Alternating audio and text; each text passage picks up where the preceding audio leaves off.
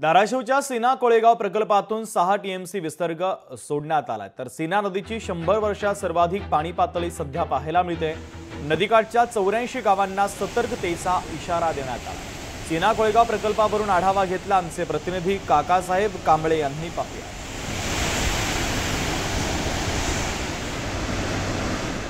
धाराशिव जिल्ह्यात सर्वात मोठं धरण म्हणजे सीना कोळेगाव आणि या सीना कोळेगाव धरणातून मोठ्या प्रमाणात पाण्याचा विसर्ग केला जात आहे आणि या धरणातून पाण्याचा विसर्ग केला जात असल्यानं नदीकाठच्या गावांना आता पुराचं स्वरूप निर्माण झालेलं आहे। माझ्यासोबत काही ते स्थानिक आहेत।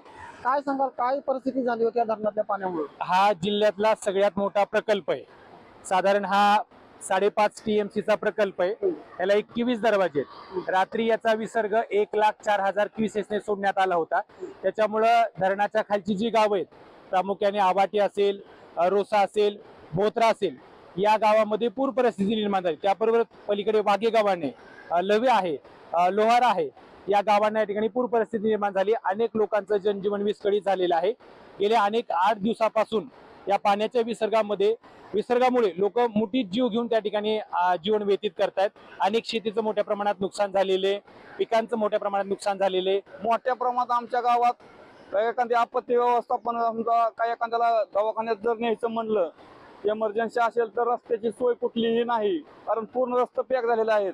त्यामुळे आमच्या ह्या महापुराचा मोठ्या प्रमाणात तडाखा आमच्या बोत्रा असेल, मुंगशी असेल, कारंजा असेल, वाघेगावन असेल, आवाटी असेल, रोसा असेल, या गावांना मोठ्या प्रमाणात तोटा सहन करावा लागत आहे।